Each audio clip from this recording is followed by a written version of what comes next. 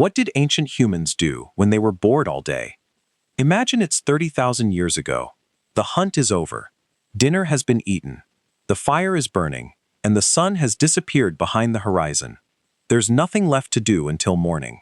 No screens to scroll. No books to read. No music to stream. Just a few hours of complete silence. So, what happened next?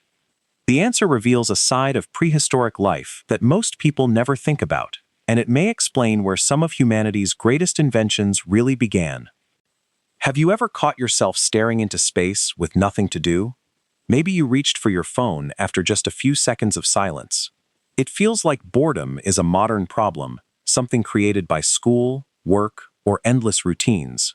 But what if people living 30,000 or even 100,000 years ago experienced something similar?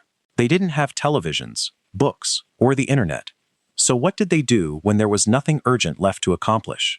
The answer is far more fascinating than you might expect, because those quiet moments may have shaped the very things that make us human today.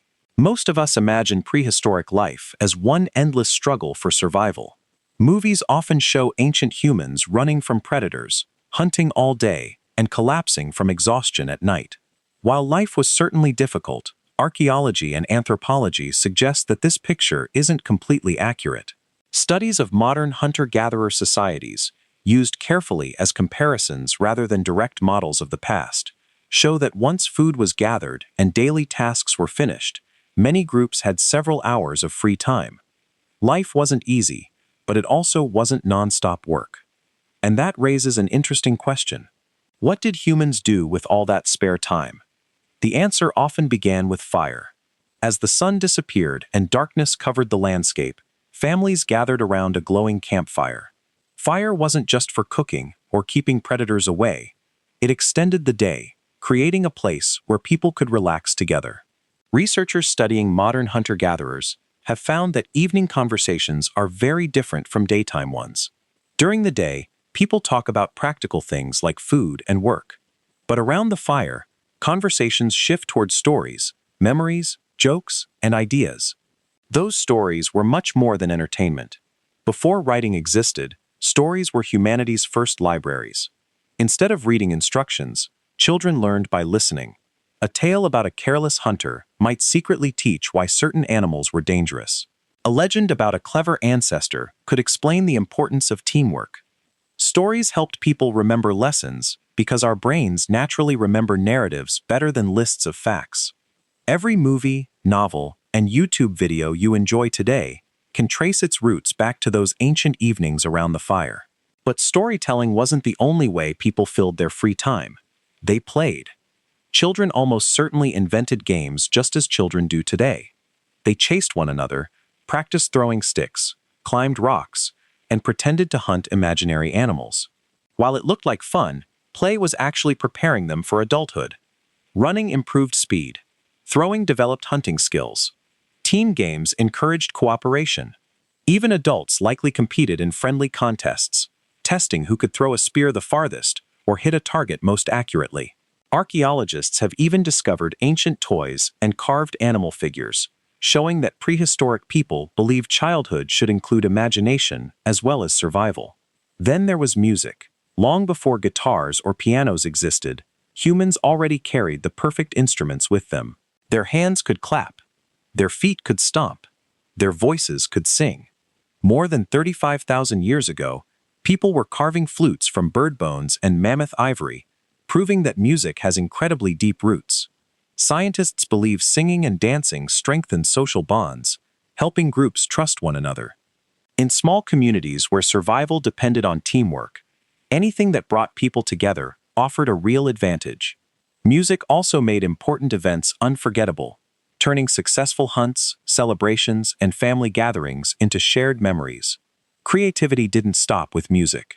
Some people picked up pieces of charcoal or colored minerals and began creating art.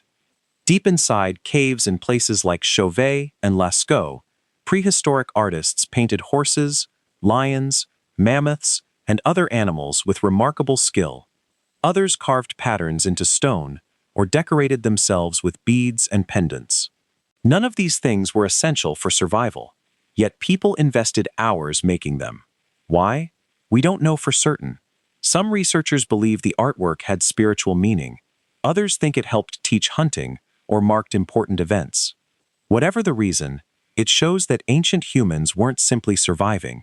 They were expressing ideas, emotions, and identities. Their curiosity stretched beyond art as well. Imagine lying beneath a night sky untouched by city lights. Thousands of stars filled the darkness. It's hard to believe our ancestors looked up without asking questions. Why does the moon change shape? Why do the seasons change? Why do animals migrate? By carefully observing nature, humans began recognizing patterns. They noticed when birds returned, where animals traveled, and which plants appeared during different seasons. These observations helped them survive, but they also marked the beginning of something much bigger. Curiosity. The same curiosity that eventually led to science. And of course, they spent time simply being together. They laughed, they shared news, they comforted one another after loss, and celebrated success together. Anthropologists believe conversation played a huge role in keeping prehistoric communities united. Even gossip may have served an important purpose by helping people understand who could be trusted and what was happening within the group. Human relationships were just as important then as they are now. Technology has changed dramatically, but the human brain has changed very little. So, did ancient humans actually feel bored? We can't know for sure because emotions don't leave fossils behind. But there's every reason to think they experienced moments of restlessness and curiosity. Their brains were essentially the same as ours.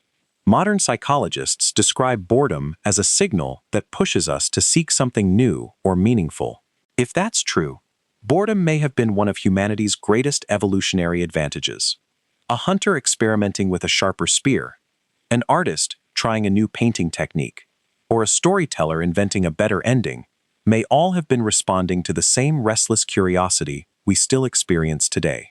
Ironically, our ancestors probably had fewer distractions than we do.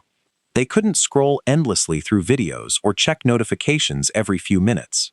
Instead, they turned quiet moments into conversations, songs, games, discoveries, and works of art. Rather than escaping boredom, they transformed it into creativity.